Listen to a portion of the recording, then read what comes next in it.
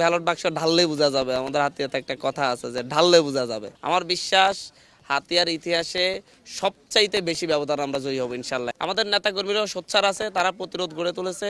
সন্ত্রাসীদেরকে যদি এলাকা ছাড়া করা যেত, যদি এলাকা ছাড়া করতে পারতো তাহলে আরো নির্বিঘ্ন, আরো সুন্দর ভোটের পরিবেশ আসলে বেশি খারাপ সেটা বলবো না, তবে গতকালকে থেকে একটা আতঙ্ক তৈরির চেষ্টা করা হচ্ছে যাতে ভোটাররা আতঙ্কিত হয়, কেন্দ্রে না যায়। এবং বিভিন্ন জায়গায় আমাদের এনসিপি নেতাকর্মীদের বাড়িঘর দোকানপাটে হামলা করেছে, বিভিন্ন আমাদের নির্বাচনী অফিস বন্ধ করে দেওয়ার চেষ্টা করেছে। আমাদের নেতাকর্মীরাও সোচ্চার আছে, তারা প্রতিরোধ গড়ে তুলেছে, সন্ত্রাসীরা পিছনে হটতে বাধ্য হয়েছে। পাশাপাশি প্রশাসন খুব ভালো হেল্প করতেছে আমাদেরকে, প্রশাসনিকভাবে যেখানে আমরা বলি সাথে সাথে যাচ্ছে, তারা ব্যবস্থা নিচ্ছে। কিন্তু আমার মনে হয় যে হচ্ছে সন্ত্রাসীদেরকে যদি এলাকা ছাড়া করা যেত, যদি এলাকা ছাড়া করতে পারতো তাহলে আরও নির্বিঘ্ন, আরও সুন্দর নির্বাচনী পরিবেশ থাকতো। আর জয়ের ব্যাপারে যে কথাটা বলবেন, জয়ের ব্যাপারে কালকে ব্যালট বাক্স ঢাললে বোঝা যাবে। আমাদের হাতিয়াতে একটা কথা আছে যে ঢাললে বোঝা যাবে। ইনশাল্লাহ কালকে যখন ব্যালট বাক্স ঢালবে তখন যে গোনা শুরু করলে তখন বোঝা যাবে কি অবস্থা। স্মার্ট ও compact vision washing machine install করা যায় মাত্র 2 ফিট স্পেসেও। আমার বিশ্বাস হাতিয়ার ইতিহাসে সবচাইতে বেশি ব্যবধান আমরা জয়ী হব ইনশাল্লাহ। এতদিনের যে ব্যবধানটা কখনো হয়নি। দেখেন, দ্বীপ হাতিয়া 2100 বর্গ কিলোমিটারের এরিয়া। এই 2100 বর্গ কিলোমিটারের এরিয়াটা বাংলাদেশের প্রায় 32টা জেলার চাইতে কিন্তু আয়তনে বড়। তো এই এরিয়াতে যেই মৎস্য সম্পদ রয়েছে, এটা মূলত হচ্ছে ব্লু ইকোনমি নির্ভর একটা অর্থনৈতিক ব্যবস্থা হাতিয়াতে। কিন্তু এখানে কোনো ইকোনমিক্যাল জোন হয় নাই। আমার আস্থা, আমি চেষ্টা করবো যে হচ্ছে হাতিয়াকে একটা ইকোনমিক্যাল জোনে রূপান্তর করা, ইকোনমিক জোনে, যেটা ব্লু ইকোনমিক জোন, বাংলাদেশের প্রথম ব্লু ইকোনমিক জোন হাতিয়া হবে। আমরা সেই ধারাবাহিকতায় নদী বন্দর ঘোষণা করা হয়েছে হাতিয়াকে। নদী ভাঙ্গন হাতিয়ার সবচাইতে বড় সমস্যা, এটা নিয়ে আমরা ব্যাপক হারে কাজ করছি এবং আমি দুইটা প্রজেক্ট রেডি করেছি 3600 কোটি টাকার। এটা প্রায় অনুমোদনের শেষ পর্যায়ে ছিল। আর যদি 2 মাস পরে যদি ইলেকশন হতো, হয়তো সেটা একটাকে আমি ফাঁস করে নিয়ে আসতে পারতাম। আমার নিজস্ব যে পরিস্থিতিটা আছে ন্যাশনালি, আমি সরকারে থাকি, এমপি হই বা না হই, আমি আমার এই পরিস্থিতিটাকে কাজে লাগিয়ে দ্বীপ হাতিয়ার জন্য অনেক কিছু করতে পারবো ইনশাল্লাহ। তো দ্বীপ হাতিয়ার চিকিৎসা সেবা নিয়ে আমি হসপিটাল নিয়ে কাজ করেছি। হসপিটালটা 120টা অনুমোদন হয়েছে, শুধুমাত্র কাজ শুরু হওয়ার অপেক্ষা। আমাদের মেইন রোডটার কাজ শুরু হয়েছে। আমরা হাতিয়ার ইকোনমিটাকে বিকেন্দ্রীকরণ করতে চাচ্ছি। একটা মেইন সড়ক হওয়ার কারণে, প্রধান সড়ক একটা হওয়ার কারণে সকল ইকোনমিক্যাল চাহিদা মানুষের এককেন্দ্রিক হয়ে যাচ্ছে। এই মেইন সড়ক আমরা 3টা মেইন সড়কে রূপান্তর করতে চাচ্ছি। পাশাপাশি হচ্ছে আমাদের যে ফেরিঘাট, একটা ফেরিঘাট আছে, আমরা আরও 2টা ফেরিঘাট নির্মাণ করলে টাঙ্কির ঘাট থেকে আমাদের তুফানিয়া গ্রামে একটা ঘাট আছে, এটা আদি সড়ক ছিল আমাদের, এখানে একটা, এবং হচ্ছে বাংলা বাজার থেকে আজিম ঘাট সানন্দির এখানে একটা, মোট আমরা 3টা ফেরিঘাট করে মানুষের যাতায়াত ব্যবস্থা সহজ করা, পর্যটকদের যাতায়াত ব্যবস্থা সহজ করতে চাই।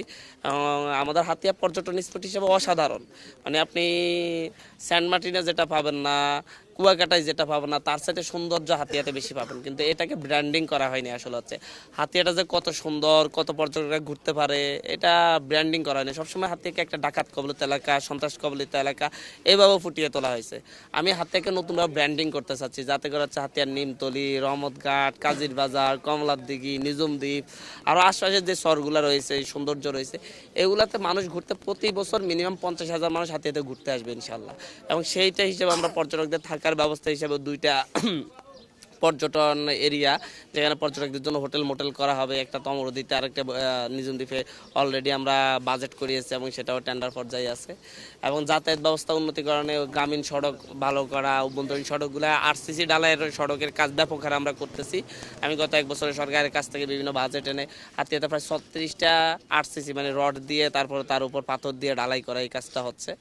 তো ব্যাপক একটা পরিবর্তন হাতিয়াতে হচ্ছে। আপনি দেখবেন হাতিয়ার রাজনীতিতে এখন হাতিয়াতে নেতারা, মানে সাবেক নেতারা, যারা নেতা ছিল, বিএনপির নেতৃবৃন্দ, আওয়ামী লীগের নেতৃবৃন্দ, অন্যান্য রাজনৈতিক দলের নেতৃবৃন্দ, সব নেতারা একদিকে চলে গেছে।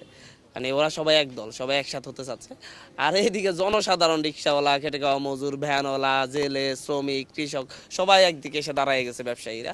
কারণ এরা মূলত একটা চাঁদাবাজি থেকে, সন্ত্রাস থেকে মুক্তি চাই। একটা মুক্তির স্লোগান উঠছে হাতিয়াতে যে আমরা নতুন দিন চাই, আমরা জিম্মি দশা থেকে মুক্তি চাই। সেটা নিয়ে মানুষের প্রত্যেকের হৃদয়ে পৌঁছে গেছে। আপনার বাংলাদেশের একটা মাত্র এরিয়া হিসেবে হাতিয়া উপজেলায় সিএনজি স্ট্যান্ডে চাঁদাবাজিটা বন্ধ করে রাখা হয়েছে গত 1-1.5 বছর। এটা বড় ইম্প্যাক্ট ফেলছে। হুন্ডা স্ট্যান্ডে চাঁদাবাজিটা বন্ধ করা হয়েছে। আপনি হয়তো ভালো জানেন, বাংলাদেশের কোথাও কিন্তু হচ্ছে এটা হয়নি, চাঁদাবাজি বন্ধ হয় নাই। আমাদের নদীপথে যাতায়াতের আপনি যেই এখন যে একটা ভালোভাবে যাতায়াত করতে পারছেন, আপনার শুধু স্পিড বোট ভাড়া ছিল 500 টাকা, ঘন্টা পর ঘন্টা দাঁড়িয়ে থাকতে হতো। এখন মানুষ স্পিড বোটে যায়, উঠে চলে আসে, আবার মাইক দিয়ে ডাকেও। মানে একটা পরিবর্তন।